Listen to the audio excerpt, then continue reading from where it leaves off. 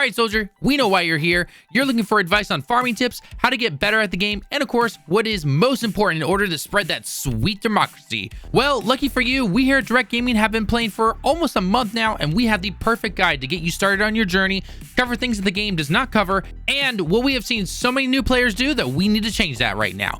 Heck, we're even going to throw in some advanced tips for free. All right, it's time to blast off, soldier. Now, first things first, we need to get into the servers. Yes, in Helldivers, one of the most ferocious enemies you faced back on the release was the servers. Don't worry though, our tech partners at Arrowhead worked tirelessly to get this problem fixed, and everything is good to go. So we can now spread even more sweet democracy.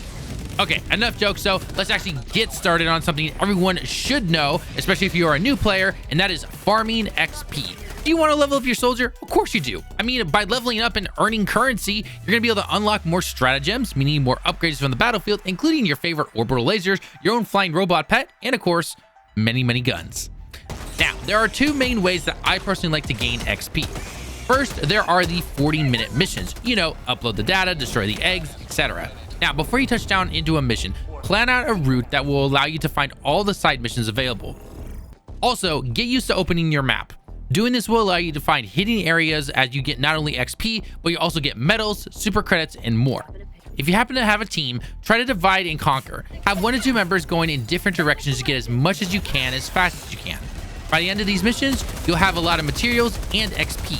While this is not the fastest way to gain XP or anything like that, it helps with getting more currency used so you can buy more things. If you really want to go fast, however, though, then you'll want to look for the elimination missions, aka the 12 to 15 minute missions. The gist of these missions are pretty simple. Kill the enemies. You know, take down the enemies in a small area. If you have a good team, you can actually get these done in about 3 to 4 minutes. Get the XP, get the currency to buy more strategems, and simply rinse and repeats.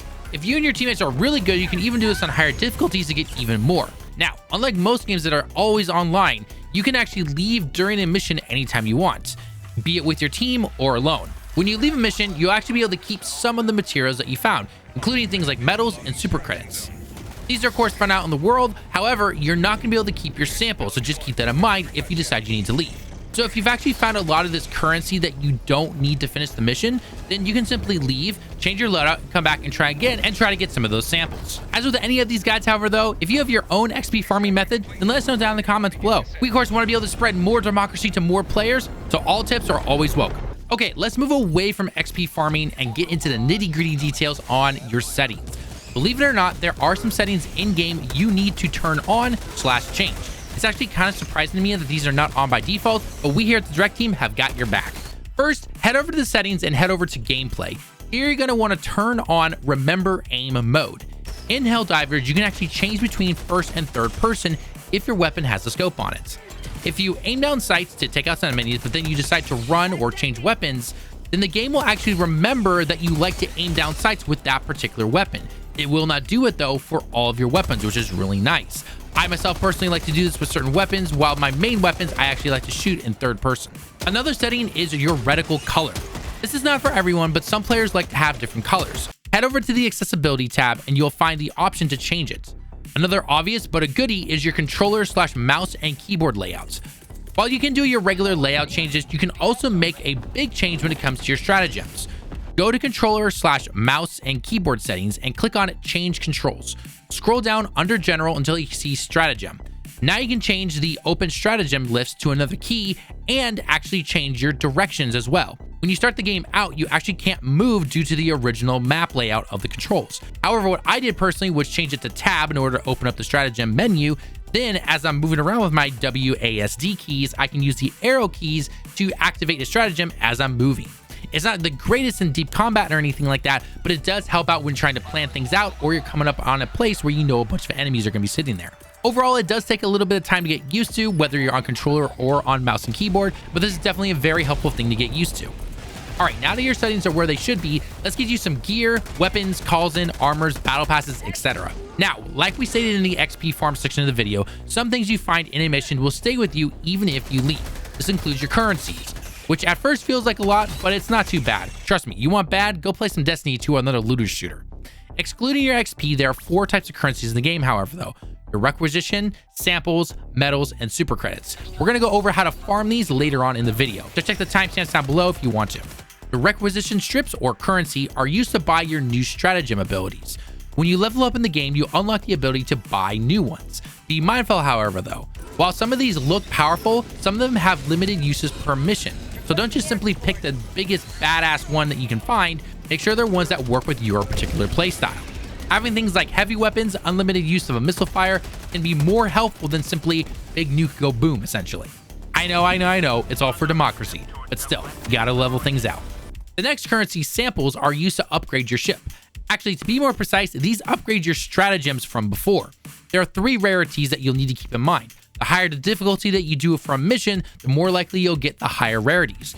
Don't forget, in order to unlock the higher difficulties, you need to beat missions of the previous difficulty. So if you want to unlock challenging, you need to beat missions on medium. Finally, medals are your battle pass tokens, and super credits are the premium battle pass, just for buying at least though.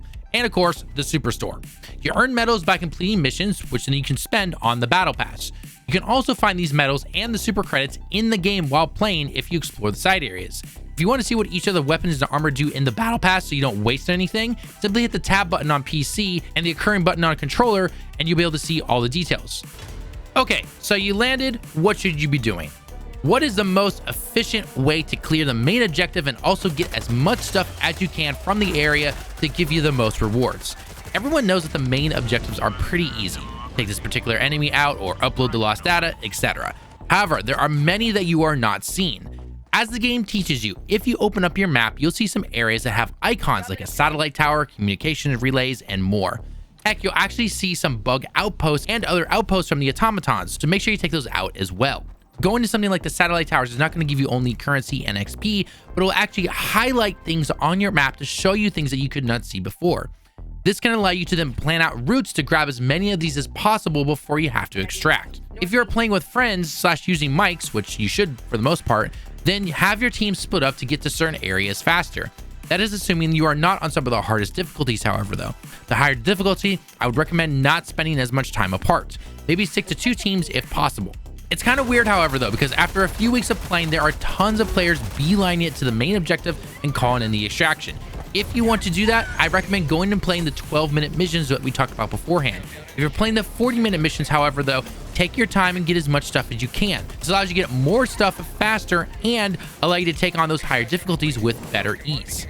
As we say beforehand, this gives you all those nice rewards, including the currency to buy new items, medals, super currency, which again is the real world money, and you don't have to spend anything in the shop if you don't want to, and of course, many more things that you'll find eventually as you keep playing and getting better at the game. Now, I have a quick question for you. Are you still not able to unlock the premium battle pass? Well, it's time to change that. And no, don't worry, we're not gonna have you spend a single penny or yen or euro or whatever the lowest single currency is in your home country. When you're out and about doing the 40-minute main missions, you might come across some of these containers or bunkers that you see right here. Well, this is another reason that you should be taking your time with these missions. If you see these containers, throw a grenade at them to open them up. Reason I recommend a grenade is because sometimes the areas have explosives around them and they can actually kill you. Better to be safe than sorry. When it comes to the bunkers, you're going to need one more teammate to be with you, hence why I kept recommending having one teammate with you at minimum when it comes to dividing and conquering. Both of you simply need to go up to each button, press the button to open the door. You do not need to have your character on the button the entire time till the door opens, however, though. Simply press the button together, then let go by hitting the interact button again. Then you can go inside and claim all your prizes. As always, make sure if you die, you or another teammate goes over to the dead body and picks up the samples that you've collected. If you do not, they're not going to stay with you, like we've mentioned many times beforehand. This is probably easily the best way to farm up those super credits and those medals.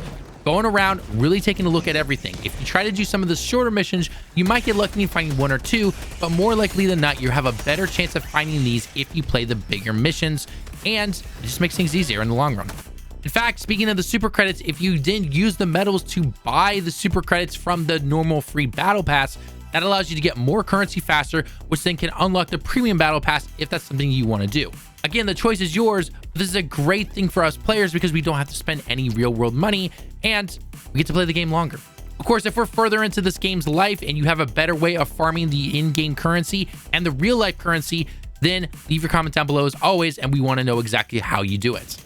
Okay, now before we blast out of here, we got some last minute advanced tips that we see a lot of players not really doing, and we think a lot of people need to know about them. First, we've noticed a lot of players actually going around and killing their own teammates during missions to then pick up their samples. You don't need to do this. I know why people are trying to do it, but you don't need to do this. When one teammate picks up something like a sample, everyone on the team gets it, not just that one player. So don't worry if you're the one killing all the bugs and this guy over here, aka your teammate, is picking up all the samples and you don't pick any up and you both extract.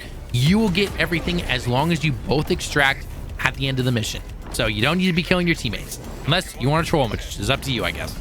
Second, have you ever run into some enemies that just will not take any damage no matter what you throw at them? Well, this is where your weapon abilities come in. When hovering over a weapon in the battle pass or in the main menu, you can actually check out the abilities, using air quotes here, to check if they have light and medium penetrations or even something like explosive rounds and incendiary rounds. This will allow you to take on those harder enemies. Trying to against some of these enemies with these beginner weapons are not going to help you. This can make higher difficulties also much easier, especially against something like the automatons and the bugs with high tough armor. All right, this one I need you all to huddle around right here for this one. Learn to dive. Doing this can literally save your life. In fact, you can move around pretty decently well with enemies that really like to charge at you by diving, then immediately getting back up and running. This can work really well, especially with those charger bugs. You know what I'm talking about. Finally, like with a lot of online games, learn to ping everything. If you prefer not to talk, or maybe it's late at night and you can't use your mic, use the ping system to ping things in the world, and also use the chat if you happen to be on PC. Not only does this help your teammates see where things are coming from or things that you potentially found, but it makes communication at least somewhat usable if no one is talking. Well, I think that's going to be it for this video. As with any game like this, there are tons of guides, tips, meta weapons, etc. that are definitely going to be very helpful and so much more. I mean, speaking of meta weapons, but we decided not to go over some of that meta stuff because many players still have to unlock that. So we wanted to go over stuff that can help you get to unlocking that. Maybe later down the road, especially if this video gets a lot of likes, we'll go over more stuff in the quote unquote advanced difficulties and higher tier stuff. So if you happen to find this helpful, then a like on the video would definitely be appreciated. And of course, hit that sub button to let us know that you enjoy these types of videos.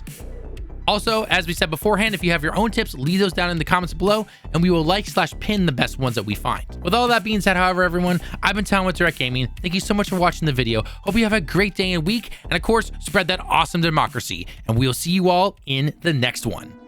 Johnny.